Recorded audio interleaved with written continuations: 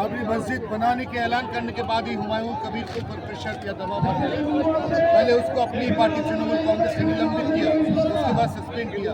हालांकि अभी वो विधायक है, लेकिन वो तृणमूल पार्टी से बिलोंग नहीं करते, क्योंकि वो अब अपनी पार्टी जनता उन्नयन पार्टी के चेयरमैन बन चुका है। और इसी के चलते बाबरी मस्जिद, इसके निर्माण कार्य, इसका जो उद्घाटन आज होने वाला था, उससे 2 दिन पहले हुमायूं कबीर की बेटी, उसकी दामाद और उसकी बेटी के ससुर का करोड़ों रुपया का संपत्ति मुर्शिदाबाद जिला पुलिस द्वारा सीज कर लिया गया और ये एक नारकोटिक केस के ऊपर सौंपा गया। हुमायूं कबीर के ऊपर जितने भी दबाव आए, हुमायूं कबीर ये साबित कर दिया मुर्शिदाबाद की मिट्टी पे कि बाबरी मस्जिद, इसकी जो अहमियत है, इसकी जो भावना है, उस भावना को लेकर हुमायूं कबीर अगर बुलावा देंगे तो मुर्शिदाबाद में इस तरह से भारी संख्या में लोग आएंगे। जैसा कि आप देख पा रहे हैं, बाबरी मस्जिद स्थल Murshidabad Beldanga boys public school के बिल्कुल बीचों बीच, वहाँ पे चारों तरफ दूर दूर से आए हुए मुसलमान लोग, जो कि अपनी आंखों से बाबरी मस्जिद का निर्माण शुरू होना देखना चाहता था। इन्हीं लोगों में से काफ़ी सारे ऐसे लोग हैं जो दूर दूर से आए हैं। आप कहाँ से आए हैं? बता देखिए, नदिया जिला, हरियाणा। आपने कोथा থেকে এসেছেন? नदिया, बिचुआ डोरी। आपने कोथा থেকে এসেছেন? তুমি कोथा থেকে এসেছো?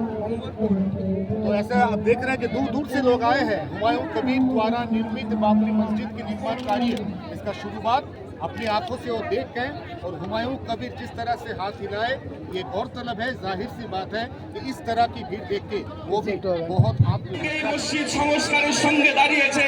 আমরা সকল দাদা, সকল দিদি, ভাই বোন যারা এসেছেন, আমাদের সংখ্যালঘু ভাই বোনেরা যারা এসেছেন, সকলকে আমরা আন্তরিক শুভেচ্ছা জানাই। আমাদের হুমায়ুন কবির সাহেবকে আল্লাহ পাক আরো উচ্চ মাকাম দান করুক। আর এই প্রচেষ্টাকে যারা ধ্বংস করতে ফ্যাসিবাদী যারা আছে, যদি মনে করেন যে বাবরি মসজিদ ধ্বংসের হুমকি দিয়ে ধ্বংস করবেন, আমাদের ঘরের যুবকেরা তারা চুরি করে বসে ইনশাআল্লাহ সকল ধর্মের মানুষ একসাথে এই বাবরি মসজিদ থেকে বাংলার সম্প্রীতি বুঝিয়ে বাংলা থেকে এই ফ্যাসিবাদীদেরকে আমরা হাতগুলোকে ঘুরিয়ে দিয়ে আমাদের এই প্রকল্প বদ্ধ করে আমরা বাড়িতে ফিরে যাব ইনশাআল্লাহ। গ্রামে যত ওলামা এসেছেন মাথায় রাখবেন, ওলামাদের ভিতরেও দ্বন্দ্ব করানোর চেষ্টা চলে। সারা জীবন এই আলেমদেরকে ভাঙিয়ে ভাঙিয়ে অর্থ দিয়ে ইংরেজরাও কিনে আমাদেরকে ধ্বংস করেছে। আজও আমাদের অল্প পয়সার বিনিময়ে ধ্বংস করার চেষ্টা করছে জাতিকে।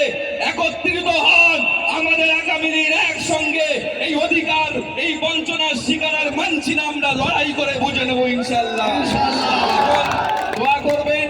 আপনারা জানেন বসিরহাটের এশিয়া উপমহাদেশের অন্যতম আলেমে দ্বীন হযরত আল্লামা রুহুল আমিন রহমাতুল্লাহ আলাইহি, যার কেতাব সবাই পড়েন, আজকে তানারই আওলাদ হযরত পীর আল্লামা শরীফুল আমিন সাহেব হুজুর, তিনি দোয়া করবেন।